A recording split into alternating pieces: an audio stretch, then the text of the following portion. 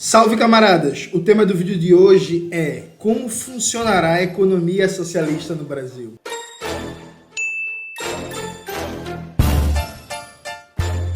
Antes de começar propriamente o tema do vídeo do canal, quero muito agradecer a você que ajuda a manter e melhorar o nosso canal a partir do Apoia-se. Seu apoio é fundamental para a gente continuar esse trabalho. Note, o tema do vídeo de hoje, como a gente bem sabe, é como funcionará a economia socialista no Brasil. Muita gente me pede vídeos, Jones, no socialismo vai ter todo mundo salário igual? Como vai funcionar os transportes? Como vai funcionar a produção de roupas? Como vai funcionar não sei o quê? E eu não gosto de gravar esse tipo de vídeo. Eu poderia gravar, inclusive, ter milhões, milhares de acessos, mas eu evito, por um motivo bem simples. Eu acho que esse tipo de exercício não é bom, o tipo de exercício de imaginar abstratamente como seria uma economia socialista. É claro, a gente pode debater princípios e experiências históricas do que são os modelos de construção socialista, mas sempre considerando a especificidade brasileira. O socialismo brasileiro vai ser brasileiro, vai partir da nossa história, da nossa geografia, das nossas tradições, da nossa classe trabalhadora, da nossa configuração territorial e por aí vai. De tal sorte que, embora eu não goste de gravar vídeos nessa pegada, eu acho que tem uma forma de pensar o tema que é útil. Vejam, a gente poderia pensar como será a economia socialista do Brasil a partir da configuração econômica de hoje e fazer um debate, uma luta política sobre como, desde já, a gente pode pautar a construção de estruturas econômicas que facilitem uma economia voltada para as necessidades da classe trabalhadora, uma economia voltada para garantir a verdadeira soberania nacional, uma economia voltada para garantir a verdadeira e necessária soberania popular, o poder popular, uma democracia de fato, uma democracia socialista. Isso, claro, dentro das brechas, dos limites do capitalismo.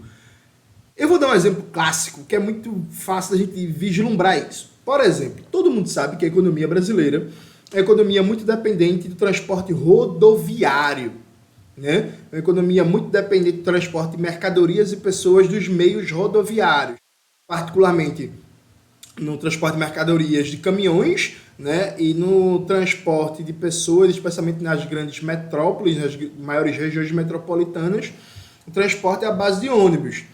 É bem óbvio que o Brasil tem uma geografia, tem um território propício para o transporte de trem. Para esse país ser cortado de norte a sul, preservando o meio ambiente, os povos originários e comunidades tradicionais, de linhas de trem e ampliar o uso de metrô, VLTs e por aí vai, do transporte urbano de massas. Então, pensar um projeto de mudar a infraestrutura de transporte do Brasil, reduzindo o papel do carro, consequentemente, inclusive, do consumo de combustíveis fósseis, como o diesel, que é combustível por caminhão, e desde já defender um projeto de ampliação da malha ferroviária brasileira, isso é algo fundamental para a construção socialista. Veja, isso é uma tarefa que o socialismo brasileiro vai ter que fazer. Eu não acho que o capitalismo brasileiro eu tenho certeza que o capitalismo brasileiro não vai cumprir essa tarefa. Mas isso não impede da gente, desde já, lutando e defendendo a efetivação dessa política dentro dos limites do Estado burguês e do capitalismo brasileiro. Assim como é muito subutilizada a navegação de cabotagem. O Brasil tem um potencial gigantesco que não é utilizado. Ou clássico e muito fácil de visualizar é que nas compras governamentais, seja a nível de município, a nível de estado ou a nível de união, nos últimos anos se usa cada vez menos cooperativas da classe trabalhadora, inclusive com uma série de legislações que limitam isso.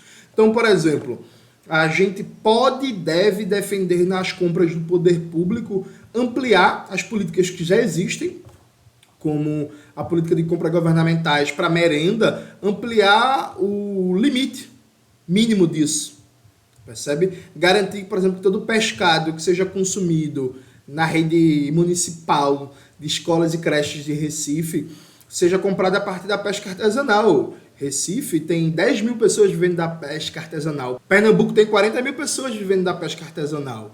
Então, por exemplo, quando a gente defende que toda compra governamental para merenda e para diversas instituições públicas que vendem alimento de pescado seja da pesca artesanal, estimulando o cooperativismo dos trabalhadores, política de crédito, política de financiamento, a gente está fortalecendo o modelo de economia coletiva, está ajudando a difundir pela sociedade uma consciência de associação dos produtores, que vai ser a base de uma economia socialista. Assim como na construção de moradia popular, tem limites para a confecção e execução do projeto por meio de cooperativas e movimentos sociais.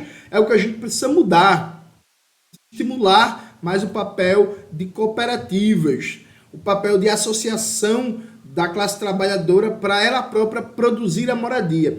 Aliás, pensar como um todo, algo que o neoliberalismo vem desmontando nos últimos anos, que é fundamental que o poder público em todos os níveis tenha assistência técnica permanente sujeita a rigoroso controle popular para estimular processos produtivos diretos nas compras e políticas governamentais. Então, por exemplo, um corpo de arquitetos, urbanistas, geógrafos, assistentes sociais que atue diretamente para pensar a política de moradia popular, a política de infraestrutura, políticas de urbanização executada diretamente pelos movimentos, cooperativas dos trabalhadores e trabalhadoras e associações, tirando várias construtoras de cena. Assim como é fundamental a gente conseguir pensar, e aí quando eu vou falar isso, vários ciristas vão aparecer aí, mas, gente, o Ciro tirou isso inclusive dos estudos da Fiocruz, viu? O pessoal da economia política da Fiocruz. É um complexo nacional industrial da saúde, né? O SUS é um grande mercado consumidor de material, de mercadorias médico-hospitalar, de máquinas e equipamentos que poderiam e deveriam ser produzidas nacionalmente a partir de cooperativas, de micro e pequenas empresas e de grandes empresas públicas, aquelas empresas que demandam maior densidade tecnológica. Ou seja, pensar como vai ser socialismo no Brasil significa, desde hoje, entender as potencialidades negadas da economia brasileira. O MST, por exemplo, tem várias iniciativas de cooperativas de produção agrícola e de agroindústrias.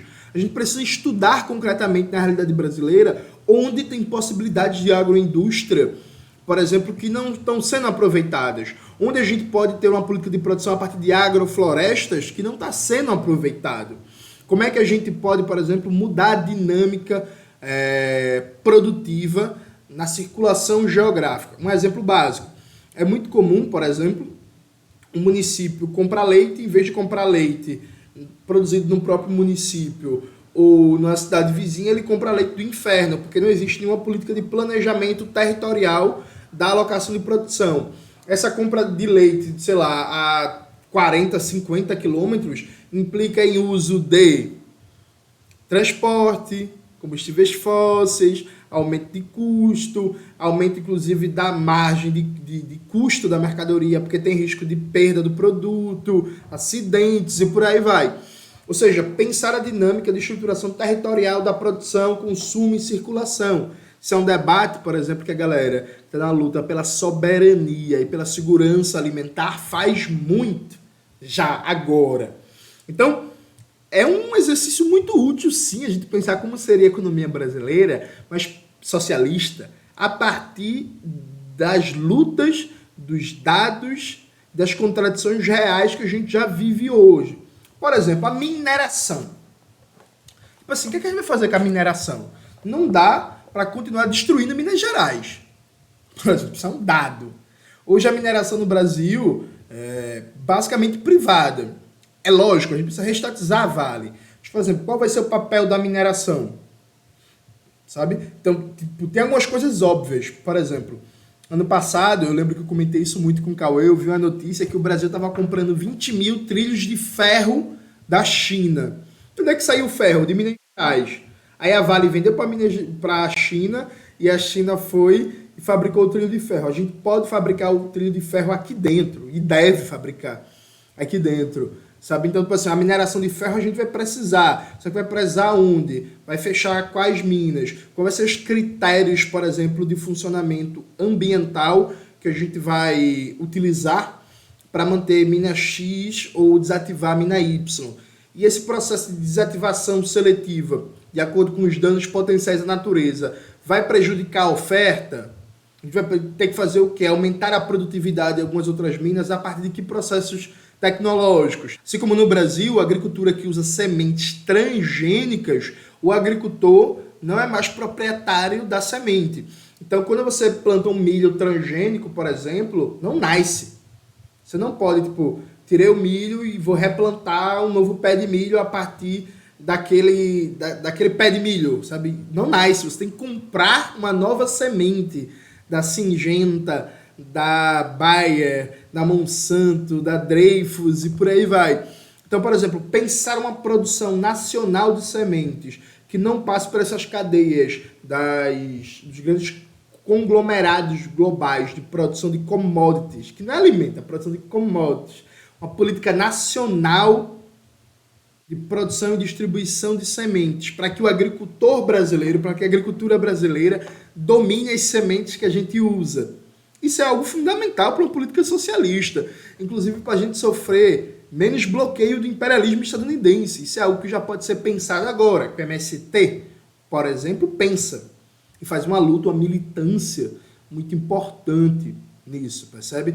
Então, assim, tem uma série de políticas, tem uma série de debates, tem uma série de disputas no Brasil, que o que falta, inclusive, é gente para formular, para pensar isso como um todo e fazer um debate sobre a planificação da economia brasileira, sobre o socialismo brasileiro, sobre a revolução brasileira.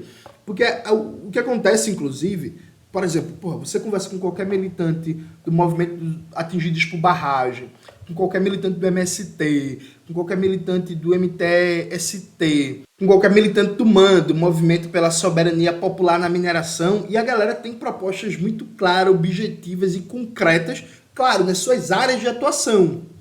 Claro, tem debates nacionais sobre política fiscal, sobre política econômica, sobre crédito, sobre regulação institucional, mas uma coisa mais localizada. O que falta são organizações políticas, são intelectuais, são debates estratégicos sobre como conjugar todos esses conhecimentos numa compreensão geral dos rumos da Revolução Brasileira, das potencialidades da Revolução Brasileira.